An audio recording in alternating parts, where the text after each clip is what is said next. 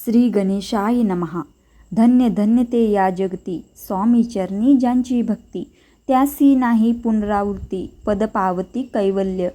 गताध्यायी कथा सुंदर. स्वामींनी निवेदिले स्वचरित्र आणि बाबा दिगंबर. त्यांचे वृत्त निवेदिले. निर्विकार स्वामीमूर्ती, लोका चमत्कार दाविती. काही वर्षे करुणी वस्ती, मंगळवेडे सोडिले.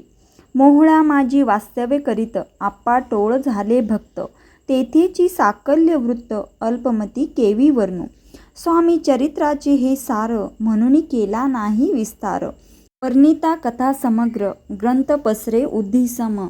सवे घेऊनी स्वामींसी, टोळ जाती अक्कलकोटासी. अर्धमार्गावरून टोळासी, मागे परतणे भाग पडे. टोळे आज्ञापिले सेवका, जोवरी आम्हा येऊ का. तोवरी स्वामींसी सोडू नका, तेथेच मुक्काम करावा. टोळ गेलिया परतुनी, स्वामी चालले उठुनी. बहुत वर्जिले सेवकांनी, परी नच मानिले त्या. तेथून या निघाले, अक्कलकोटाप्रती आले. ग्रामाद्वारी बैसले, यतिराज स्वेच्छेने. तेथे एक अविध होता, तो करी तयांची थट्टा. परी काही चमत्कार पाहता, महासिद्ध समजला. पूर्व पुण्यास्तव निश्चिती, आले चोळापांचे गृहापती. स्वामींसी जाणूनी ईश्वरमूर्ती, चोळापा करी आदर. चोळापांचे भाग्य उदेले, यतिराज गृहासी आले. जैसी कामधेनू आपण बळे, दारिद्र्याच्या घरी जाय. पूर्व पुण्य होते गाठी, म्हणून घडल्या या गोष्टी. झाली स्वामीराज भेटी, परम भाग्य तयांचे. धन्य धन्य तयांचे सदन, जे स्वामींचे वास्तव्य स्थान. सुरवरा जे दुर्लभ चरण, तयांच्या घरी लागले. योगाभ्यासी योग साधती, तडी तापडी मार्गी श्रमती. निराहार कितीक राहती, मौन धरिती किती एक. एका चरणी उभे राहून, सदा विलोकिती गगन. एक गिरवीगर बैसून, तपश्चर्या करीताती. एक पंचाग्री साधन करीती, एक पवना ते भक्षिती. कित्येक संन्यासी होती, संसार अवघा सांडोनी. एक करीती कीर्तन, एक मांडिती पूजन. एक करीती होम हवन, एक षटकर्मे आचरिती. एक लोका उपदेशिती, एक भजना माझी नाचती. एक ब्राह्मण भोजन करीती, एक बांधिती देवालये. परिचयाचे चरण दुर्लभ सद्भक्ती वाचून. केली यासी नाना साधन, भाववीन सर्व व्यर्थ. योग यागादिक काही, चोळापानी केले नाही. परी भक्तिस्तव पाही, स्वामी आले सदनाते. तयाची देखुनिया भक्ती, स्वामी तेथे भोजन करीती. तेव्हा चोळापाचे चित्ती, आनंद झाला बहुसाळ. तैपासूनी तयांचे घरी, राहिले स्वामी अवतारी. दिवसेंदिवस चाकरी, चोळापा करी अधिकाधिक. तेव्हा राज्यपदाधिकारी, मालोजी राजे गादीवरी. दक्ष असोनी कारभारी, परबज्ञानी असतीजे.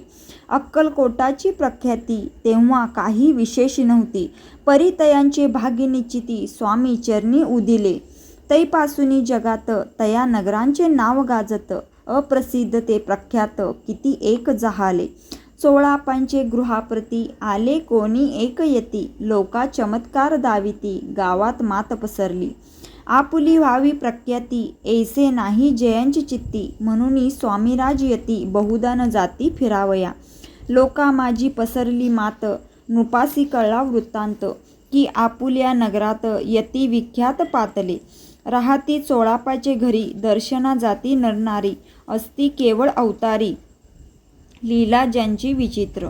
वार्ता ऐसी ऐकुनी, राव बोलला काय वाणी. गावात यती येऊनी, फार दिवस जाहले. परी आम्हा श्रुत पाही, आजवरी जाहले नाही. आता जाऊनी लवलाही, भेटू तया यतीवर्या. परी ते केवळ अंतर्ज्ञानी, ऐसी वार्ता ऐकली कानी. हे सत्य तरी येऊनी, आताच देती दर्शना. राव मुखातून वाणी निघाली, तोची यतिमूर्ती पुढे ठेली. सकल सभा चकित झाली, मती गुंगली रायाची. सिंहासनाखाली उतरून, लाव घाली लोटांगण. प्रेमाश्रूंनी भरले नयन, कंठ झाला सद्दित. दृढ घातली मिठी चरणी, चरण धुतले नेत्राश्रूंनी. मग तया हस्तकी धरुनी, आसनावरी बैसविले. खून पटली अंतरी, स्वामी केवळ अवतारी. अभक्ती पळोनी गेली दुरी, चरणी भक्ती जडिली तै. सकळ सभा आनंदली, समस्ती पाऊले वंदिली. षोडोपचारे पूजिली स्वामी मूर्ती नृपराये. निराकार आणि निर्गुण भक्तांसाठी झाले सगुण. तयांच्या पादुका शिरे धरून विष्णू नाचे ब्रह्मानंदे. स्वामी चरित्र सारामृत नाना प्राकृत कथा संमत. प्रेमळ भक्त परिसोत. तृतीय अध्याय हा गोड हा. श्री स्वामी राज पर्णमस्तु. श्रीरस्तु शुभभवतु इति श्री स्वामी चरित्र सारामृत अक्कलकोट नगर प्रवेशे. तृतीय अध्याय गोड हा. श्री स्वामी समर्थ.